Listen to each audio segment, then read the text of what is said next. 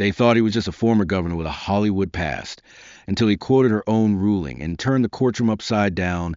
Before we dive in, let us know where you're watching from today. And if you like this story, don't forget to subscribe.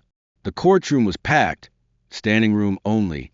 Even the marble pillars seemed to hold their breath as Chief Justice Roberts called the session to order. On the docket, FCC versus Civic Line, a case most had written off as routine regulatory enforcement. But when Arnold Schwarzenegger walked into the chamber, every camera lens adjusted. Every eye turned. The former governor of California, bodybuilder, actor, immigrant, hadn't come as a politician. He came as a founder of a platform accused of defying government speech controls. He didn't wear a flashy suit, no entourage, just a dark gray blazer over a pressed shirt, and the kind of composure that could only be earned through decades of facing down everything from political opponents to life itself. The whispers in the room weren't about the case anymore. They were about him. Justice Amy Coney Barrett adjusted her glasses and looked down at the printed arguments before her. She had built a reputation on originalism, on the absolute interpretation of the Constitution. And now she was about to question a man who, in another life, had stood on the floor of the California Capitol signing bills into law. Her voice sliced through the tension. Mr. Schwarzenegger, this court has reviewed the allegations brought forth by the Federal Communications Commission.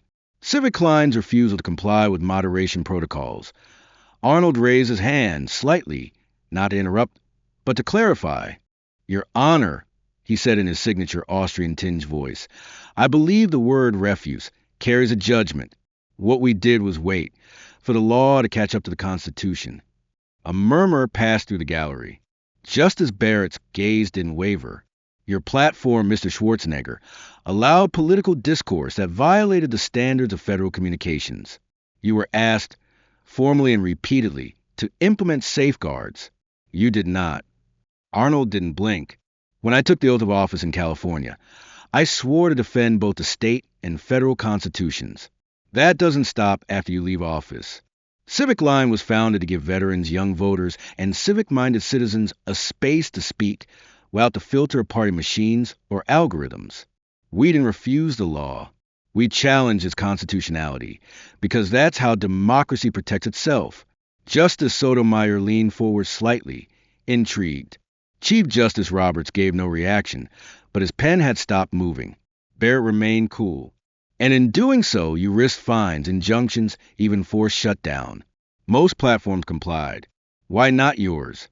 Arnold smiled faintly, but it wasn't amusement. It was conviction. Because compliance isn't always noble, Your Honor. My father fled the ruins of post-war Europe. I grew up in a home where you were told what to think, what to say, and who to fear. America was different. Here, freedom isn't a slogan. It's oxygen. When I came here with nothing, not even proper English, this country gave me everything. I owe it more than comfort. I owe it courage. The silence deepened. No one moved. Even the court clerk looked up. Arnold placed a worn folder on the respondent's table. Inside are documents obtained through a federal FOIA request. Internal memos from the FCC discussing Civic Line not as a violator of law, but as a problem to be politically neutralized. They referred to our platform as a potential vector for anti-regulatory sentiment. Their words, not mine. Justice Barrett raised an eyebrow. You're alleging political bias from a federal agency. I'm not alleging, Your Honor, Arnold said, voice steady. I'm documenting. The Solicitor General stood abruptly. Your Honors, we request that such materials be considered with extreme caution. These are fragments, contextually ambiguous. Justice Thomas spoke for the first time. Are they authentic? Arnold nodded. Stamped, dated, chain of custody intact. We verified them before submission. You'll find page 12 especially interesting, where an official references Net Choice v. Paxton and suggests, quote, finding alternate levers of influence since the court clipped our wings. That clipping was your opinion, Justice Barrett. Barrett's expression didn't change, but the shift in atmosphere was unmistakable. The gallery leaned forward. The justices leaned in. Even the bailiff looked confused. You came prepared, Barrett said, not as a compliment, but as a statement of fact. I didn't come perform, Arnold replied. I came to defend something bigger than any platform or personality. I've worn many roles in my life: athlete, entertainer, public servant. But in all of them, I've lived by one rule. When the rules start to feel like chains, you don't break the system. You remind it what it was built for. Outside the chamber, reporters were already tweeting quotes. Hashtags forming. Hashtag Barrett versus Arnold. Hashtag Free Speech Showdown. But inside, no one was thinking about virality. They were witnessing something rare, an icon confronting power, not with bravado, but with reason. Justice Barrett tapped her pen once, then leaned back slightly. Very well, Mr. Schwarzenegger. The court will examine the materials. Arnold nodded once. Thank you, Your Honor. And if I may add, this isn't about civic line. It's about whether speech guided by principle has any place left in a landscape shaped by fear. The Chief Justice called for a short recess, but no one moved. It was as if the building itself needed a moment to absorb what had just happened. In the hallway, a law clerk whispered to another, "Did you know he wasn't even a lawyer?" The other nodded. No, but today it sure sounded like one. The courtroom reassembled slowly after the recess, but the energy had shifted. The whispers that filled the marble halls moments ago had turned into cautious silence. Something unspoken had happened during that first exchange. Arnold hadn't just survived Justice Barrett's opening assault. He had met it with a dignity and preparation that unsettled the room. Even those who came expecting a routine scolding of a defiant public figure now found themselves questioning who exactly was on trial. As the justices returned to their seats, Arnold remained composed. He had barely moved. His hands were still folded on the table in front of him, resting next to the worn folder that had already disrupted the prosecution's narrative. His legal team, though present, remained in the background. This wasn't about attorneys. It was about him, standing on his own feet, on his own words. Justice Barrett adjusted her microphone. Her voice remained controlled, but the edge from earlier was gone, replaced by something more precise. Mr. Schwarzenegger, we will now address the constitutional foundation of your claim. Are you suggesting that the FCC's directives constituted not just regulatory overreach, but infringement on First Amendment protections? Arnold nodded once. Yes, Your Honor, and I believe the evidence will show that clearly. What the FCC attempted to enforce wasn't technical compliance. It was ideological conformity. They weren't concerned about how civic line functioned. They were concerned about who was speaking and what they were saying. Justice Kagan looked up. You're arguing that the regulations were content-based. I am, Arnold said calmly, and that distinction matters. Under this court's precedents, especially in Asterisk Reed v. Town of Gilbert Asterisk, content-based restrictions on speech are presumptively unconstitutional. The government must meet strict scrutiny. The FCC didn't even attempt that. Instead, they created a structure of compliance that punished platforms indirectly for not amplifying the preferred voices of the moment. The Solicitor General shifted uncomfortably, preparing to object, but Barrett gestured lightly with her hand. Let him continue. Arnold reached into the folder again and pulled out a printed email thread. This communication, between FCC advisors in March of last year, openly discusses using algorithm compliance audits as a way to discourage fringe sentiment clusters from gaining traction. Nowhere in their mandate is there a clause about controlling sentiment clusters. That's speech regulation through a backdoor. Justice Gorsuch leaned in. Are you saying the FCC tried to control public discourse indirectly by targeting platform mechanics? Yes, Your Honor, Arnold answered without hesitation.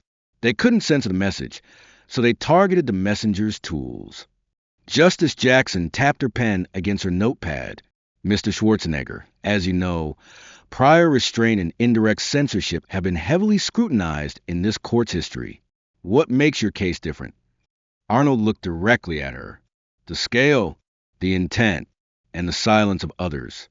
Civic Line is a small platform. No ads, no algorithms, no paywalls. Just voices. Mostly veterans, teachers, and young voters. We saw the pressure before others did. They used policy language to mask political discomfort. They threatened us with funding audits. When we asked for clarification, they delayed. When we filed our objections, they leaked selective portions to the press. We weren't fighting bureaucracy. We were fighting fear. The room stayed still. Not even the clicking of keyboards from the press section broke the atmosphere. Barrett finally spoke again. Let's be clear. You refuse to comply with a federal directive. Are you arguing that such refusal was not only justified, but constitutionally required? Arnold stood, slowly but without drama. He placed both hands on the table. Yes, Your Honor. And I say that as someone who once signed legislation into law. Laws must serve liberty, not restrain it. The First Amendment isn't suggestion. It's a boundary the government cannot cross, not even when its intentions are noble. The Solicitor General rose again. Your Honors, Mr. Schwarzenegger is not a constitutional scholar. He has no legal training. His statements may be passionate, but they do not substitute for precedent or expertise. Arnold turned slightly to face him. His voice was firm, but never raised. You're right. I am not a scholar, but I have lived under regimes where speech was conditional.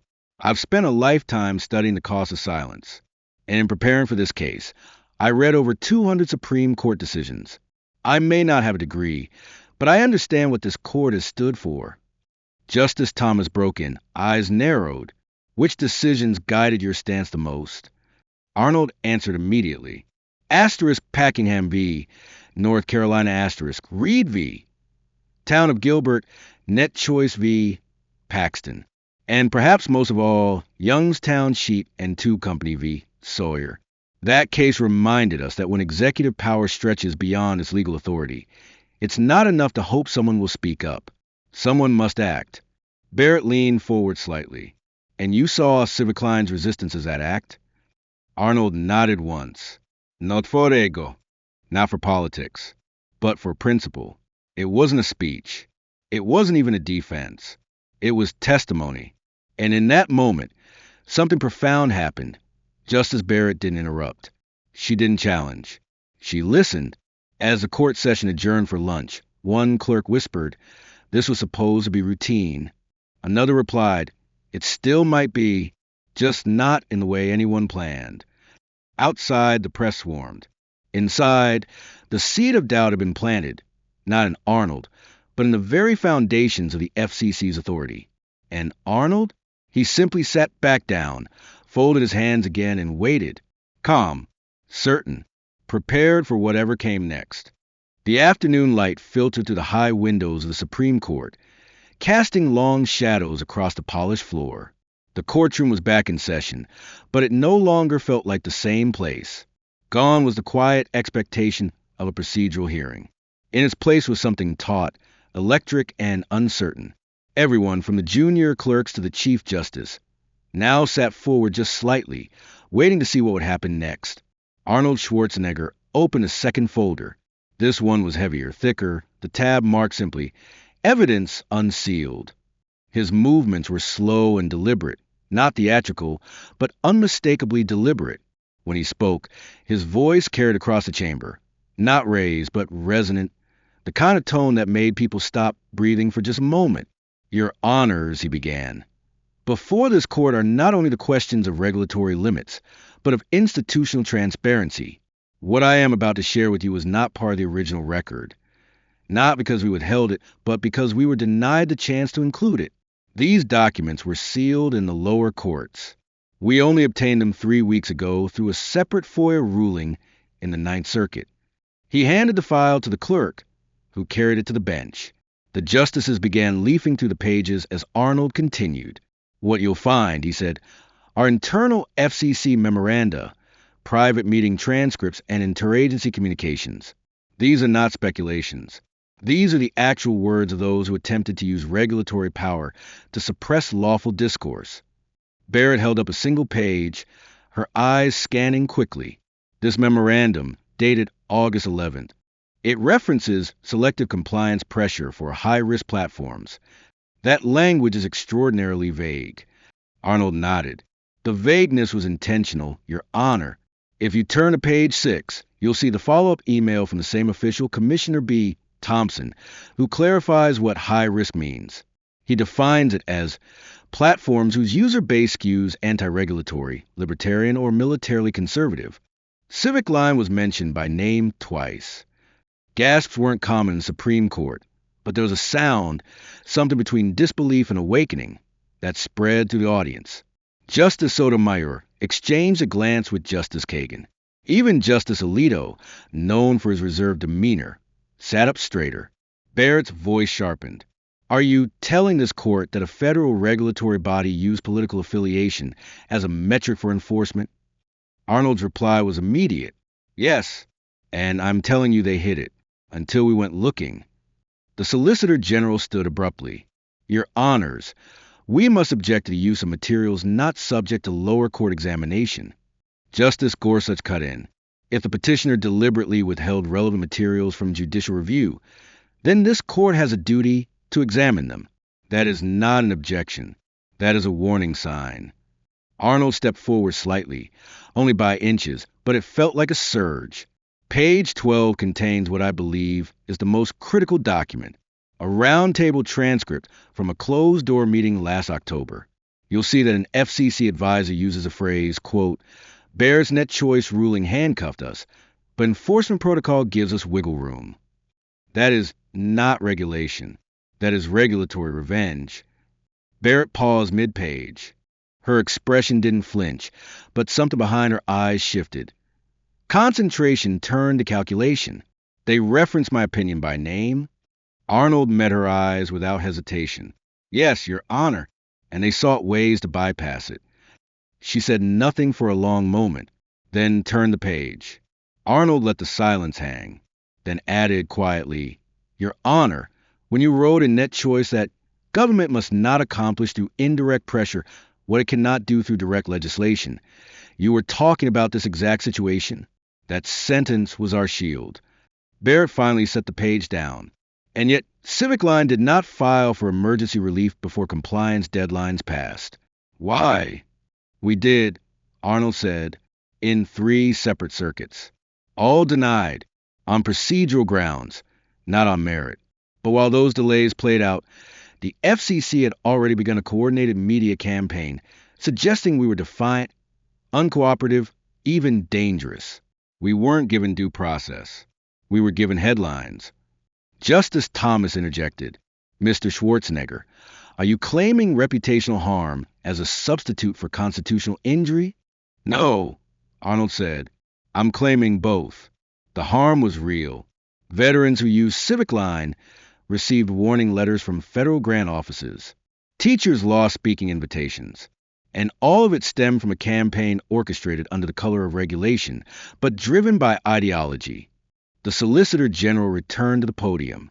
Even if these documents are authentic, and I'm not conceding that point, the actions taken by the FCC were well within their mandate to ensure balanced discourse. Arnold turned slightly toward him, voice cool, balanced by what standard, and enforced by what authority? This is America. The government does not balance our speech. It protects our right to have it, even when it's inconvenient. Barrett tapped her pen once, sharply. Then again, slower. Her eyes moved from the Solicitor General to the pile of documents in front of her. Then she said it. Mr. Solicitor General, if these communications are verified, this court may be forced to consider whether the FCC's enforcement protocols were not regulatory actions, but unconstitutional encroachments masked by administrative formality. The Solicitor General opened his mouth, then closed it again. Arnold looked down for the first time since he started speaking. He closed the folder slowly. That's all I've ever asked for, Your Honor, for the court to look, really look. Outside, the wind had picked up. News anchors read statements into live microphones. But inside, the weight of the moment sat heavy over everyone. A man without a law degree had just presented a case that made the highest court in the land question the integrity of a federal agency. And Arnold didn't smile. He didn't celebrate. He simply sat back down, the fire still burning behind his steady eyes. He knew the battle wasn't over. But for the first time, he could feel the ground shifting beneath their feet. The courtroom felt different now. The heavy air of protocol and hierarchy had been replaced by something else, engagement. No longer was Arnold Schwarzenegger seen as a defendant in a regulatory dispute. He was now something more, something far less predictable. Even the justices, one by one, had shifted in posture. This wasn't just a hearing anymore. It was a reckoning. Justice Barrett leaned forward, her hands folded, her tone still precise but less adversarial. Mr. Schwarzenegger, you brought serious allegations before this court. Allegations that suggest a federal agency knowingly circumvented constitutional precedent. Before we move forward, I need to understand one thing clearly. Did you come here expecting this exchange to unfold in this way? Arnold didn't hesitate. No, Your Honor. I expected to lose. Barrett raised an eyebrow. Then why proceed? Arnold looked around the chamber, then back to the bench. Because losing while standing for something is better than winning by remaining silent. I've stood on stages around the world, received awards, worn medals, but none of that means anything if I look the other way when the principles of this country are being eroded. Justice Jackson leaned in, curious now. When did you begin preparing this case yourself? Arnold's reply was quiet, but firm. The day we received our first compliance letter from the FCC. It wasn't just a letter, it was a language. It read like a warning, not a notice. I've seen that before. Not here, but back home, in Austria, when I was young. That tone, that threat behind politeness. He paused for a moment, and for the first time, let silence carry the weight of memory. My father lived through the war. He told me that authoritarianism doesn't start with boots on the street. It starts with a language of control, the slow reshaping of rules, until freedom becomes a conditional privilege. I didn't come here to win a case. I came here to stop a pattern. Barrett looked down briefly at her papers, then back at him. You quoted my opinion earlier. Net Choice v. Paxton. You said it became your shield. Why that case? Arnold smiled faintly, but without humor, because you understood something most people missed. You weren't just talking about content moderation. You were talking about government intent. You wrote that when the government uses indirect pressure to accomplish what it cannot legally do directly, the courts must remain especially vigilant. That sentence, that one sentence was a lighthouse in a storm. Barrett nodded slowly, then posed a question that would define the tone of the next hour. Mr. Schwarzenegger, are you suggesting that I, or this court, failed to anticipate how those words would be twisted? Arnold shook his head. Not at all, Your Honor. I think your words were clear. But power doesn't always respond to clarity. Sometimes it exploits the silence between the lines. A stillness fell over the chamber. It wasn't tension anymore. It was attention, pure and focused. Justice Alito spoke next. Let's discuss the substance of the regulation. Section 230 modifications under the 2023 Communications Act. Do you believe those directives inherently violate the First Amendment? Arnold took a breath.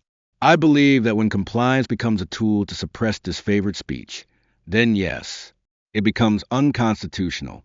Civic Line was targeted not because we were large or dangerous, but because we didn't algorithmically suppress speech that made regulators uncomfortable. That's not safety. That's censorship. Barrett turned toward the Solicitor General. Counselor, do you have a response to that assertion? The Solicitor General stood, but his voice was thinner now, less sure. Your Honors, Mr. Schwarzenegger is assigning malicious intent to the FCC without direct evidence of a coordinated campaign. Arnold didn't wait for permission. He stood. Page 47, Your Honors. That's the coordination. Clerks moved quickly, distributing the reference pages to the bench. Barrett glanced at it, then stopped. Her eyes narrowed. This is a slide deck. Internal strategy presentation. Arnold nodded. Presented by an FCC consultant to senior leadership. It outlines how to use technical compliance touchpoints to discourage civic platforms from operating outside alignment with federal discourse priorities. Those are their words, not mine. Justice Gorsuch read aloud. Discourse alignment as a regulatory goal. That is unprecedented. Justice Kagan shook her head. That's a First Amendment time bomb. The Solicitor General spoke again, almost offensively now. This slide deck was not a policy directive. It's merely exploratory. Barrett looked directly at him. Exploratory? Counselor, If this were a military court and the general presented a plan to bypass civilian oversight, would we accept exploratory as a defense? The room went silent. Arnold remained standing. I may not have been born here, but I've spent my life fighting for what this flag stands for. I don't know every precedent. I don't quote legal theory. But I know the Constitution doesn't bend for convenience. It holds a line. Barrett looked at him for a long moment. Then she leaned back, her voice lower but heavier. And what do you believe this court should do? Arnold replied, without blinking. Not for me, not for civic line, but for the principle that no agency, no matter how well-intentioned, should be allowed to regulate thought by regulating tools. Strike down their directives. Send a message that the Constitution isn't conditional. Barrett didn't speak again. She only nodded once, slowly. The balance of the hearing had changed again, and this time everyone knew it. As Arnold sat down, a clerk near the rear whispered to her colleague, "This was supposed to be a lecture. Now it feels like a lesson." And at the front of the room, the Supreme Court of the United States turned its full attention toward a man who had once lifted weights for medals, and now lifted words to defend a nation's soul. The courtroom had grown unnaturally quiet. For a building with most powerful legal minds in the country routinely debated precedent and principle, this silence was different. It was reverent. A former governor, known to many for his muscles in movies, had just stood in front of the nation's highest court and delivered a warning not from a textbook, but from lived experience. What came next would not be measured in objections or procedural strategy, but in whether the soul of the legal system was still intact. Justice Barrett, her expression unreadable, continued flipping through the final pages of the slide deck Arnold had provided. Her fingers paused midway. She looked down at the line again. Public perception is shaped not by enforcement, but by narrative control. Then, slowly, she set the paper down and looked toward Arnold. "Mr. Schwarzenegger, you said earlier that you expected to lose today, and yet you came prepared for every line of questioning. Why?" Arnold didn't rise this time. He stayed seated, his voice even. "Because I didn't prepare for victory. I prepared for clarity. If I walked out of here unheard, I needed to know I had spoken with honesty. But if I walked out with your attention, then I wanted to earn it, not demand it." Justice Thomas leaned forward. "Your preparation was extensive, thousands of pages, dozens of rulings cited. Many of us are surprised." Arnold nodded slightly. "So were many people when I first ran for governor. But I've spent my life learning one lesson over and over again. Respect isn't given because of who you are. It's earned by what you show up ready to do. I didn't come here to impress anyone. I came because I believe freedom is fragile, and if someone with my resources doesn't defend it, who will?" Chief Justice Roberts looked around the bench. For a moment, no one spoke. The silence seemed to grow roots, anchoring every person in the room to the gravity of the moment. Then Justice Barrett cleared her throat. "Mr. Schwarzenegger, this court will now hear your formal conclusion. You may proceed." Arnold rose slowly, calmly. He reached into his blazer pocket and pulled out something small, a folded paper. It wasn't legal. It wasn't marked. Just a piece of personal stationery, worn around the edges. "My father gave me this when I left for America," he said. He didn't say much, but he slipped this into my pocket. I didn't read it for weeks. When I finally did, it said one thing: remember where you come from, but fight for where you're going. He unfolded the note. The handwriting was faded, barely legible, but the room was silent, waiting. I have always remembered that. I came here with nothing. Not the language, not the money, not the privilege, but I had discipline. And I had admiration for this country, for its constitution, its chaos, and its courage. I believed in the American ideal long before I was allowed to vote. He paused, letting the words sink in. And today I'm asking you, not as a former governor, not as a celebrity, but as a citizen, to protect that idea. Because when government agencies begin to fear what people say, they don't shut down the speech. They rewire the systems that carry it. They use words like moderation, like compliance, like safety. And before you know it, speech is no longer free. It's filtered. Barrett leaned slightly forward, listening without interruption. I've read your opinions, Arnold continued. Especially yours, Justice Barrett. And I found not rigidity, but warning. I found language that said freedom is not protected by comfort. It's protected by friction. That sometimes conflict is a signal that democracy is alive. He raised the note for a moment, then folded it back and placed it on the table. The FCC didn't try to ban speech directly. That would have been illegal. They tried to make us ashamed of protecting it. They turned regulatory tools into levers of guilt, hoping platforms like mine would comply just to avoid confrontation. But that's not regulation. That's intimidation. Justice Kagan tapped her pen softly, rhythmically.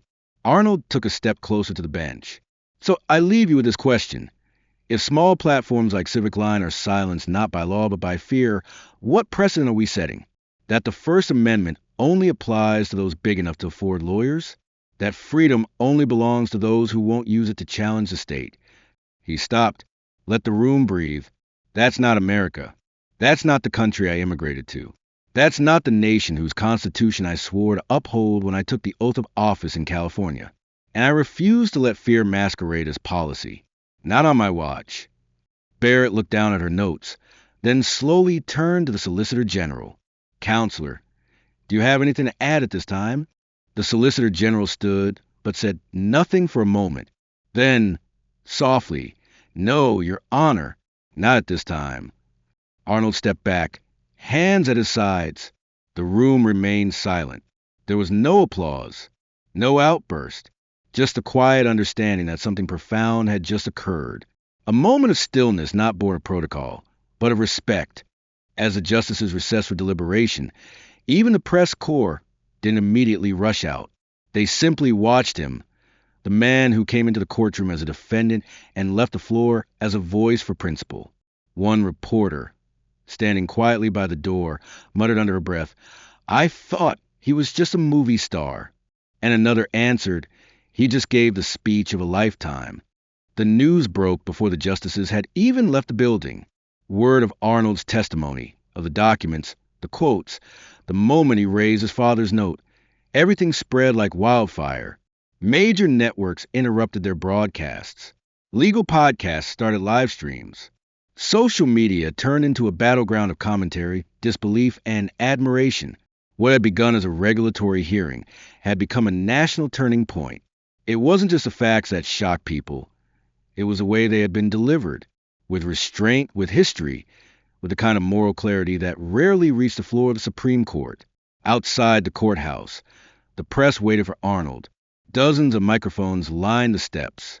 Reporters jostled for position, but he didn't come out.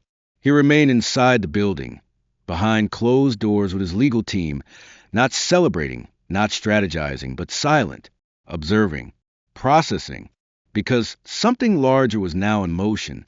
Meanwhile, inside agencies across Washington, the FCC was already on the defensive. Leaked memos verified by independent journalists matched what Arnold had submitted in court. By the end of the day, 2 commissioners had been called into closed-door congressional sessions. The White House issued a neutral statement, calling for transparency and adherence to constitutional principles. But the message between the lines was clear. Someone had overstepped. News programs scrambled to bring in legal experts. Most had assumed this would be a minor case, another tech CEO refusing to play by the rules. But that narrative didn't hold anymore. A former governor had not only dismantled the government's case, he had done it by quoting the court's own words, by invoking their own precedents, and by tying every legal argument back to something deeper than law: identity, legacy, liberty. Clips of his speech went viral. One of them, where he raised his father's note, was looped endlessly on cable news and shared millions of times online with the caption, "He wasn't defending a platform, he was defending a principle." The reaction wasn't just legal, it was cultural. Civic Line, previously a little-known nonprofit platform, saw its servers crash from the surge in new users. Veterans posted thank you videos. Teachers shared screenshots of FCC notices they had once received, realizing now they hadn't been alone. And then came the academics. Professors at Harvard, Yale, and Stanford started dissecting Arnold's argument line by line, not to challenge it, but to admire it. He wasn't a lawyer, but he had done what many lawyers never managed. He had made the Constitution feel personal. On the steps of the courthouse, a lone protester held up a sign that read, "The First Amendment doesn't need permission." More joined, not in anger, but in solidarity. Journalists, students, former civil servants. It was quiet, it was calm, and it was growing. Inside the Supreme Court, the mood had changed too. The justices had entered deliberations with one expectation, and now faced an entirely different landscape. Not because public opinion dictated justice, but because justice, when awakened by truth, cannot return to sleep. Justice Barrett sat at the head of the table, reviewing the final transcripts and exhibits. She didn't speak for a long time. She simply read, line after line, returning again to her own opinion in the net choice ruling. The same words she had written were now being used, word for word, to challenge a government agency. Eventually, she looked up. We've been given more than an argument. We've been given a reflection. The question now is whether we recognize ourselves in it. Justice Thomas nodded. I've seen many cases, but few have forced us to confront intent behind enforcement so directly. Justice Jackson added, what stands out isn't just the strength of his position. It's how he exposed the weakness of ours, when we allow ambiguity to linger in decisions of power. There was no vote yet, but there was momentum. And in a room where neutrality was sacred, that momentum meant something. Back outside, Arnold finally emerged through a side entrance, not to face cameras, but to speak with a small group of Civic Line volunteers who had flown in just to be there. One of them, a young woman named Taylor, held a Civic Line tote bag clutched to her chest and asked quietly, "Did it work?" Arnold looked at her for a long moment before answering. The truth always works. It just takes time for people to hear it. A few hours later, Civic Line received a letter from a group of whistleblowers inside the FCC. The letter confirmed what the documents had only hinted at. There had been internal discussions, long ones, about using regulatory policies to shift the political tone of public discourse. The words were cautious, but the meaning was clear. Pressure had come from above, and now, because someone stood up, they couldn't keep it hidden any longer. Justice Barrett's clerk, meanwhile, had sent for additional FCC communications dating back 5 years. The investigation had expanded, quietly, but deliberately. And Arnold? He didn't return to the cameras. He didn't issue a statement. Instead, he went home, sat down, and wrote a letter to his children about what had happened and why it mattered. Not the case, not the court, but the choice. He wrote, there are moments in your life where you won't be asked to lift anything heavy or run fast, or even speak loudly. You'll just be asked not to back down. That's the moment that will define who you really are. He folded the paper, placed it in an envelope, and put it in his drawer. Outside, the storm was just beginning to clear. But the foundation had already shifted. And across the country, people didn't just remember the arguments. They remembered the man who gave them. Not the movie star, not the governor, but the American. 3 days later, something unprecedented happened. The Supreme Court, instead of waiting months to issue a ruling, released an emergency administrative stay on all FCC enforcement actions tied to the directives questioned in the case. No press conference, no dramatic reading, just a short, precise announcement from a bench. Pending further review, all related enforcement shall be paused, effective immediately. That single sentence sent a shockwave through Washington. Agencies scrambled. Legal firms updated client briefings. News anchors struggled to frame it. But to those who had watched the hearing closely, it was clear. The court had listened. Justice Barrett never commented publicly, but sources close to the court confirmed what many suspected. She had personally requested a comprehensive internal review of all federal communications regarding algorithmic moderation, dating back 3 years.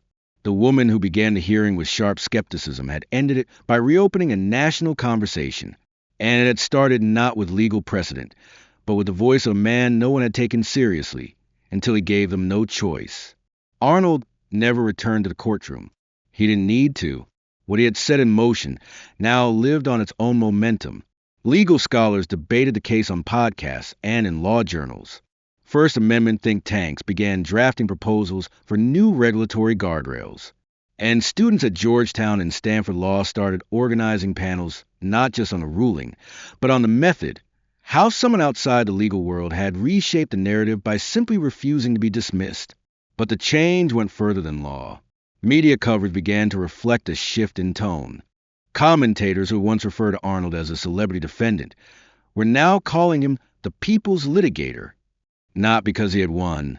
There was no final verdict yet, but because he had reminded the country what constitutional defense actually looked like. Calm, prepared, relentless. Civic Line's platform, once barely known outside a small community, now had millions of users. Not because it advertised, but because people trusted it. Veterans groups, civics teachers, and even a few journalists began posting there, not for fame, but for simplicity of being heard. Arnold didn't monetize it.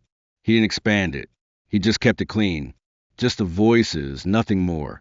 A week after stay, he was invited to speak at Stanford Law. He declined. Then Harvard. He declined again. When asked why, he gave a short answer. I've said what needed to be said.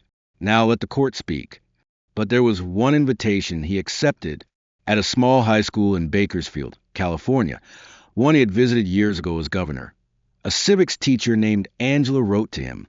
Her students had watched the hearing. They were debating the First Amendment, trying to understand how an actor-turned-politician could take on the federal government in open court. She asked if he would come, not to give a speech, but just to talk. Arnold showed up unannounced, walked into a plain classroom and sat at the front.